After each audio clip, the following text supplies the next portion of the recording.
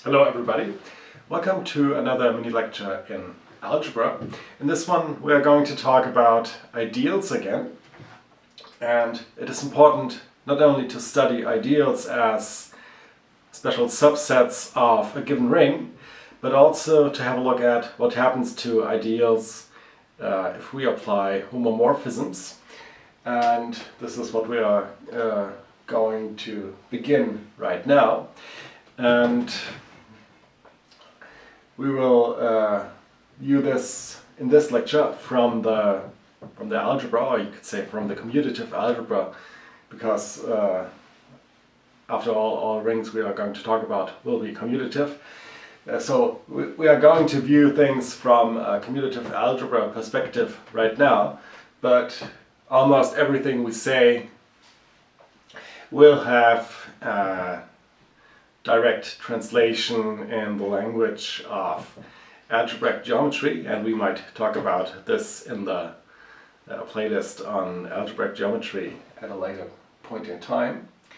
So, the topic for this mini lecture is images of ideals.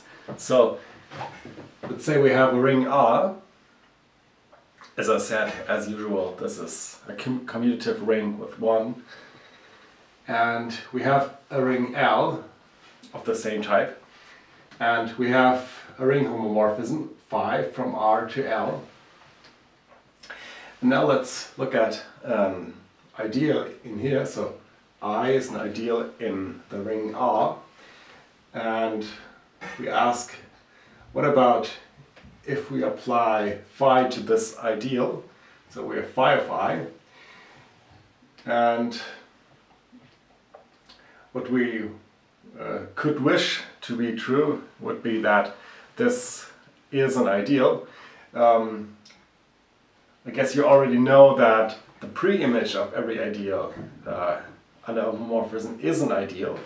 That's easy to see. If you don't know it right now, try to write it down, and it will follow just by writing down an Ansatz. You can do this as an exercise if you like. So, but what is the case is that the image of an ideal is not necessarily an ideal. And to see this is of course enough to give you an example of an image of an ideal that is not an ideal. And for this we look at the following example. We take as our first ring the ring Z, so this is the ring of integers, and we map this ring Z simply by inclusion, so this map is inclusion, to the ring Zx, right? So this is the ring of polynomials, but not any polynomials, but polynomials with integer coefficients, right? So you can view Z as lying inside here. If you do this, you would call the integers polynomials of degree 0, if you like. So we have a copy of Z in here, and now you know that Z is a principal ideal domain. Every ideal is generated by a single number, or in other words, every ideal consists of multiples, of integer multiples of a single number.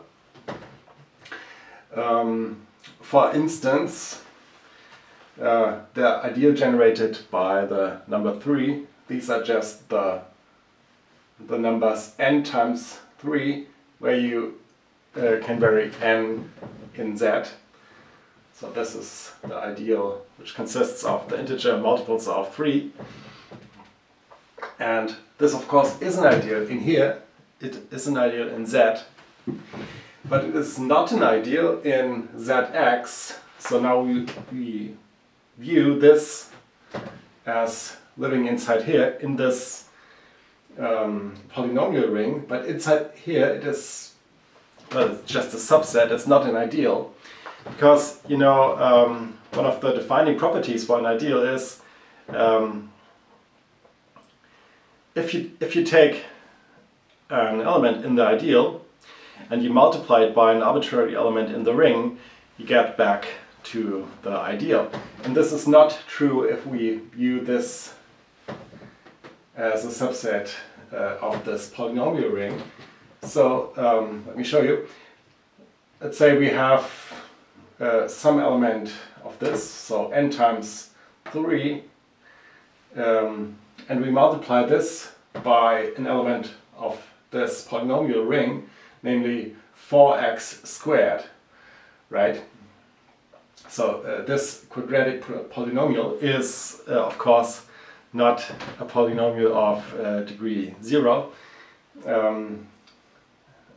Or in other words, it is not an integer.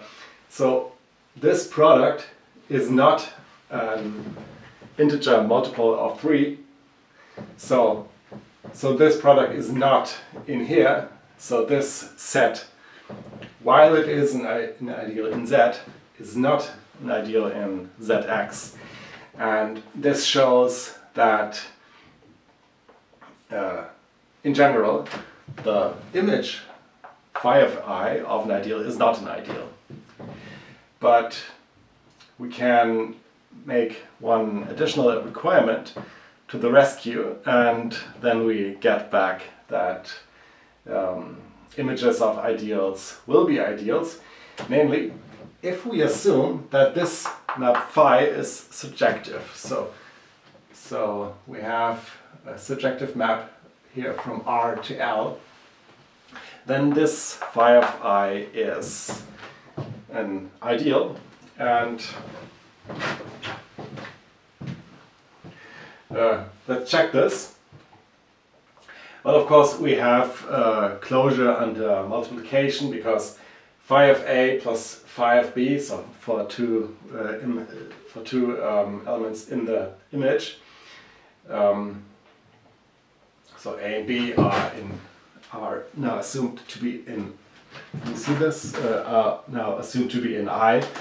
And if we add those, this is the same, since phi is a homomorphism after all, this is the same as phi of A plus B, but A plus B is an I, since we are assuming that I is an ideal, and thus closed under multiplication. So this is fine, but we certainly don't need surjectivity for this. But where we do need it is this here. If we multiply phi of A times L, so L is now an arbitrary element in this ring, big L, then if you look back, we have here this problem here, that this product was no longer of this form. But now, since we have the additional assumption of surjectivity, we can write this L as an image of some ring element R. So this L is phi of R, and now we can write this product L times phi A as phi of R times phi of A, which again, since phi is a homomorphism, is the image phi of R times A, and R times A is of course in I, again, since I is an ideal, and we are allowed to multiply every element in the ideal by elements in R and get back another element in the ideal. So this concludes the proof that surjectivity is enough to assure that the image is an ideal. And well, this also concludes this mini lecture. In the next one we will directly use this newly gained knowledge to establish a very important correspondence, one-to-one correspondence between R, between an ideal and R, and